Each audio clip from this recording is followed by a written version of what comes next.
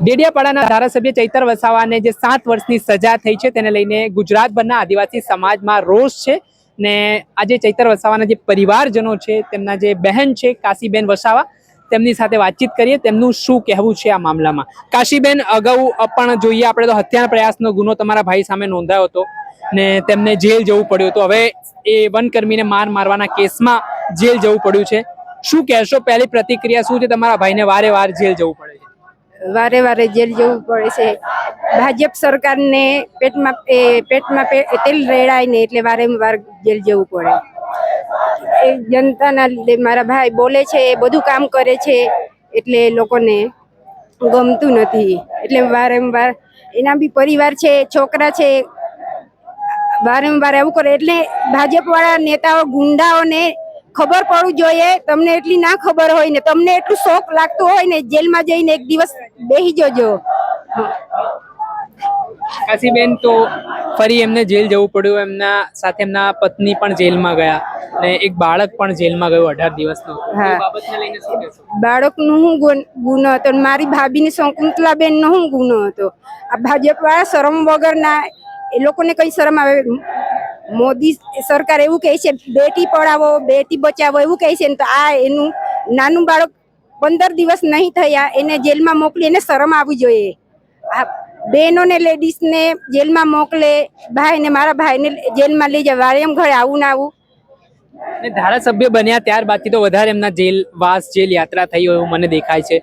એમની સામે અગાઉ ગુનાઓ પણ એટલા નોંધાયેલા છે, તો આ ગુનાઓ શું કારણ નોંધાયા એટલા બધા? આ તો ભાજપ વાળા ખોટા ખોટા કેસો કરે, એની આટલી કેસો થઈ, એની આટલી થઈ એમ કરીને ગણતરી કરવા માટે એ લોકો કરે। એ લોકો ભાજપના કોઈ બલાત્કાર કરે, બુટલોગરો કે ખૂની કોઈ ભાજપના નેતાઓ જેલમાં કોઈ દિવસે ગયા છે કે મેં એ લોકોને પૂછવાની છે। આ ગુંડાગીરી છોડી દો ને, હમણાં બહુ જ ચલાવ્યું, મારા ભાઈને બહુ હેરાન કર્યો એ લોકોએ। અમને અત્યાર સુધી એવું હતું કે ભાઈ આ રાજનીતિ નહીં જોતી, પરિવારને એક દિવસ અમારું કઈ તહેવારમાં ની, હોળીમાં ની, દિવાળીમાં ની, કઈ તહેવારમાં લગ્ન પસંદ એની મયતમાં ની, તો એટલું અમારે ભાઈએ શું કર્યું છે?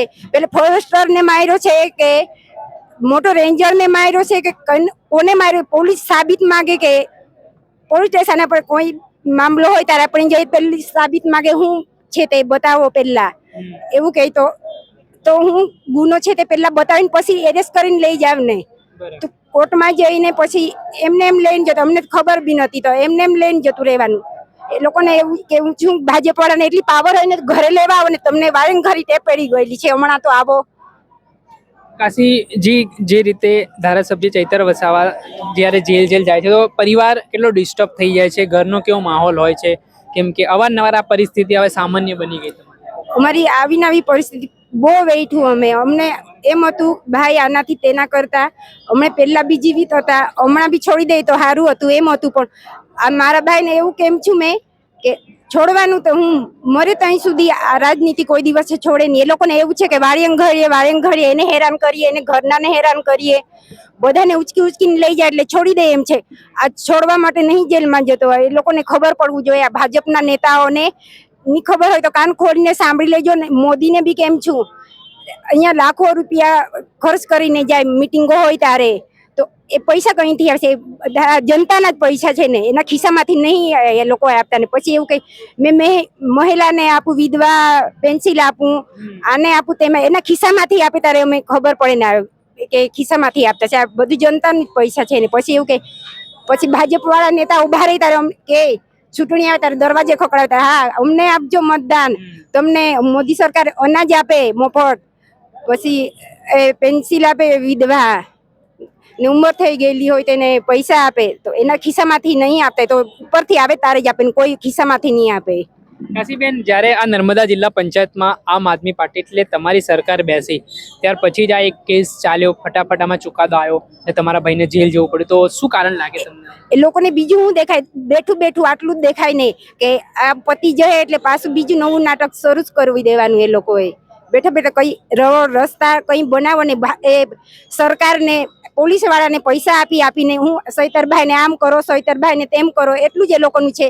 કઈ કામ ધંધા કરો ને, કઈ રસ્તા બની એ ખોદાયેલા હોય એ બનાવો, પુલ બનાવો, એ લોકોને નહીં દેખાતું ભાજપના નેતાઓને. ભાજપમાં જોડાવાની પણ ઓફર હતી ચૈતર વસાવા. હા, ભાજપમાં જોડવાનું ઉપર હતી સૈતરભાઈ ને. ભાજપમાં જોડે એવા સૈતરભાઈ નથી, બધા ભાજપના છે ને, બધા ગુંડાઓ છે, ચોરો. હા, નકામીના હું કરે મને વધારે બોલાવે. હા, ચોક્કસથી આ હતા ડેડિયાપાડાના ધારાસભ્ય ચૈતર વસાવાના બહેન કાશી વસાવા. તેમણે આક્રોશ વ્યક્ત કર્યો છે અને કહ્યું છે, પહેલા તેઓ કહેતા હતા તેમના ભાઈને કે જો પોલીસ આવી રીતે હેરાન કરે તો તમે રાજનીતિ છોડી દો, પણ જે રીતે અવારનવાર હવે જે જેલવાસ તેઓ જઈને આવ્યા તો એમણે પોતે હિંમત આપી છે કે હવે તમે રાજનીતિ કરો ને ભારતીય જનતા પાર્ટી સામે તમે પડકાર બનો. એટલે પરિવારે હિંમત હવે ચૈતર વસાવાને આપી છે આગળ લડવાની, ને તેમણે ઘણા બધા આક્ષેપો પોલીસ સામે કર્યા, સરકાર સામે કર્યા, ને આના જ કારણે હવે ડેડિયાપાડાનું રાજકારણ ગરમાયું છે. દર્શક મિત્રો, આવા જ વિડીયો જોવા માટે તમારી નવજીવન ન્યૂઝ જોતા રહો, લાઈક કરો, શેર કરો.